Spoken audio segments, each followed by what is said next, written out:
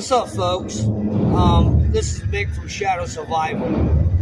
And the reason why I ultimately decided to get into uploading videos to YouTube and Instagram and other mediums also is because I enjoy camping and hiking and also urban squatting and just doing all kind of things that involve camping out. A little bit about myself. Since I was about 18, 19 years old, I've been traveling around the country. I've rode freight trains. I don't know if I'd be considered a hobo, but maybe. I've ridden freight trains all over the country. It's been 25, 30 years ago since I did that. I've also traveled extensively by hitchhiking with truckers and Greyhound and Trailways.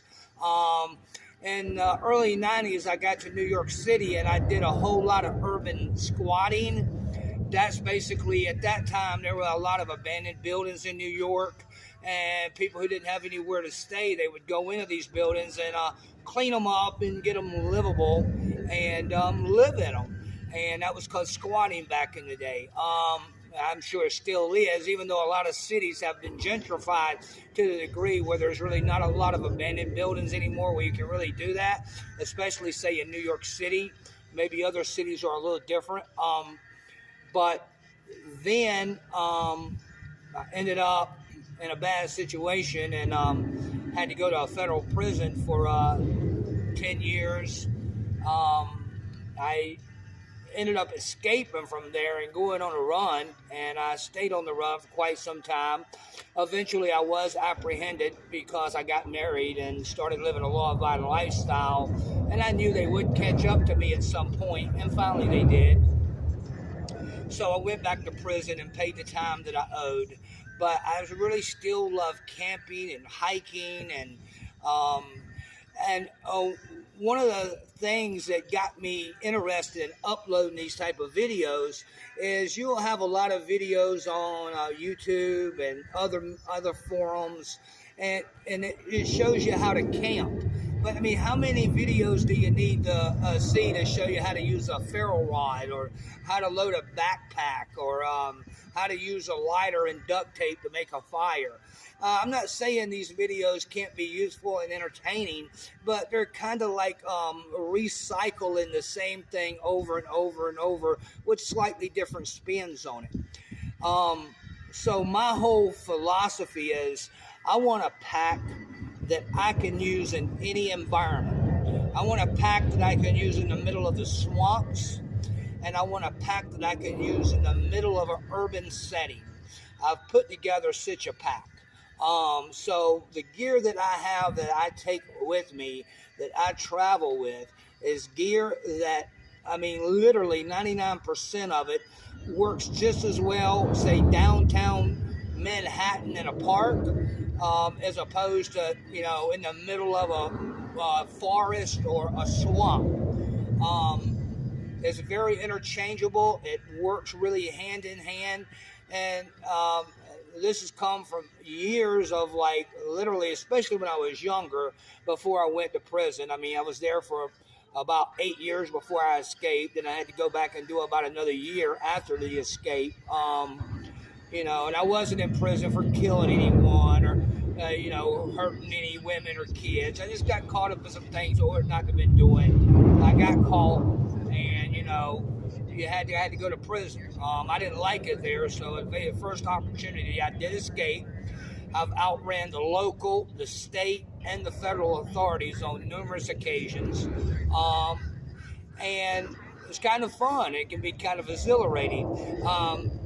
Now I've relocated, and I live in the middle, I'm going to say Central Florida, somewhere in Central Florida. It's my permanent home. I'm married. I have a little dog and 2 cats that I love dearly. I'd never put any of that at risk again. So I'm a nomad, and so is my wife, even though she's a much more responsible, level-headed nomad than I used to be. she's nomadic spirit too. So we've designed our whole lives around being nomads. So we have a 31-foot travel trailer. We're really big into van life and micro campers. And like I said, I just love hiking. And so I wanted a pack that I could go to downtown Miami and camp just as comfortably with that pack as that I could in the middle of the Everglades or in the middle of a forest or any other city. So what I intend to do in the course of these videos is to show an average guy without thousands of dollars to spend for all kind of fancy exclusive gear, how they can put together a pack and live very comfortably while hiking or hitchhiking, or you find yourself in a bad situation, maybe you're homeless or whatever, and you're in an urban environment, and you can one works just as good. It works just as good as in one environment as it does in another. And I'm gonna introduce something new, not just a regurgitation of how to start a fire with a ferro rod. I mean, there must be 10,000 videos showing you how to do that. And I'm not saying that's not good information, but I mean, how many videos do you need from a guy showing you how to how to take some tinder and start a fire with a little ferro rod? No, I usually use a lighter. However, I do have a ferro rod, and I have not only that, but I carry a ferro rod, a mini flashlight, a multi-tool, a little container with Advil in it. So I mean, I'm all that page too. Like literally, I'm an ultimate survivalist. I was born and raised in South Carolina in the middle of nowhere. When I was about 18 years old or so, I started traveling extensively. I've literally lived in Miami, Fort Lauderdale, Daytona Beach, and this was 25 so years, maybe even 28, 29 years ago. I've lived in downtown Los Angeles. I've lived in Hollywood. I've lived in San Francisco, Nashville, Tennessee, New Haven, Connecticut, and I was literally squatting in all those places. I never had an apartment or a hotel room. I literally lived off the land and in abandoned buildings, and I accumulated a lot of knowledge and know-how. And later on, when I was on the run from the federal and the state and the local authorities, more so the federal marshals and other federal authorities, I was able to take that knowledge and know-how from my early days camping and hunting and fishing with my family and my father when I was growing up, and my brothers and whatnot. And then I upgraded that to the squatting knowledge and whatnot that I ended up accumulating along the way. And now I'm really still into hunting, and not so much hunting, but camping and hiking and fishing. The only thing I routinely carry with me, no matter where I go, is a mini fishing rod, a slingshot, and a multi-tool. As a convicted felon, I can't even have a knife. Even a 2-inch knife in certain places like New York City, if you have a felony conviction and they catch you with even a 2-inch pocket knife, that is automatically a felony. Now, they may not prosecute you, but if they chose to, they absolutely could. So the only kind of knife I carry on me is a little bitty witty blade, and it's inside of a multi-tool. So it legitimately is a tool. If I'm going into the swamp, or I'm going into a heavily wooded area, I will carry a machete, but I only carry it while I am in there. I would never come into a township or anything, even if it was stashed in my pack. Because if you was to have reason for law enforcement to want to search you because they suspect you of committing a crime and they found that, it could definitely be a charge where a normal citizen wouldn't have to worry about that.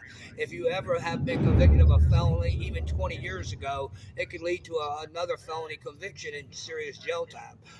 So you have to be mindful of what you carry, and I'm very mindful of that, and I can give you instructions on what will be okay in this municipality, but over here in this jurisdiction could lead even, to a pocket knife, could lead to a year or 3 in prison in New York State, New York City area. and other cities and municipalities have similar laws. So these are the type of things that I'm going to bring to the table, and I'm going to show you how I cook and how I heat water, like in an abandoned building or an urban environment. How can you heat water? I mean, for coffee in the morning, or for a ramen noodle in the evening for food, you can't have an open fire, but there is still ways to do it without having to go in and spend hundreds of dollars on these Coleman's compressed gas stoves and stuff. You can do that a number of different ways, and I would hopefully that you'll go along this journey with me, and we can have some fun, and we can learn some stuff, and you know, just enjoy our lives out on the trail, so to speak, you know. So anyway, until next time, I hope you'll stay tuned and you'll subscribe to me. And if you do, I think we'll have a great time. So until next time, stay up and stay at it.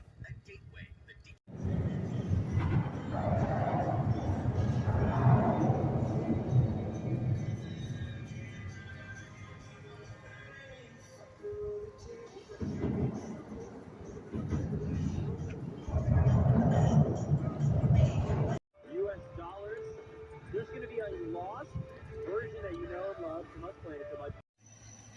My preferred fire starting method in the deep wilderness or the swamps or urban area is a big old wad of duct tape. Especially if that's that cheaper stuff, it doesn't burn quite as good as the thick good stuff. So if it's the slightly cheaper stuff, I don't skimp on it. I give me a big old wad of it, set that on fire somewhere where the wind ain't blowing, and then once it gets to going good, I transfer it to my main fire. It's a really useful, fast method of getting her done. And when you're using a ferro rod and all that, if you're in circumstances where the conditions aren't exactly right, it makes it extremely difficult. It can be difficult even doing it this way, especially if you don't have a lighter with a strong flame on and the wind's blowing just a little bit. Yeah, you might have to get off somewhere away from the fire where you can protect your flame and get your wad of tape going and then transfer it over here. Good little helpful hint, you know. I like to do everything the easy way.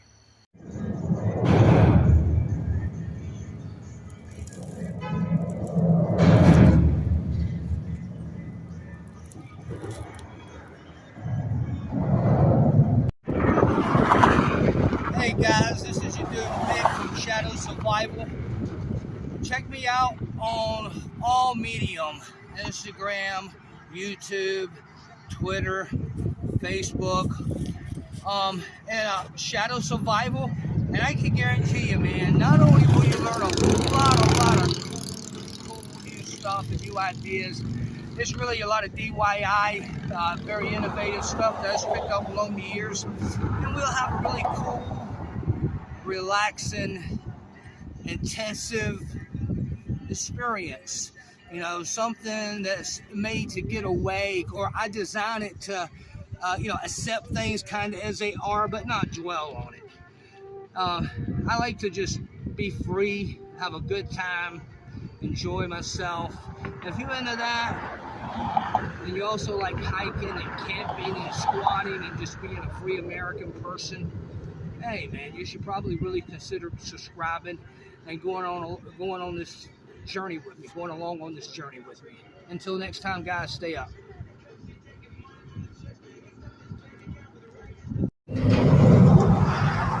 Okay.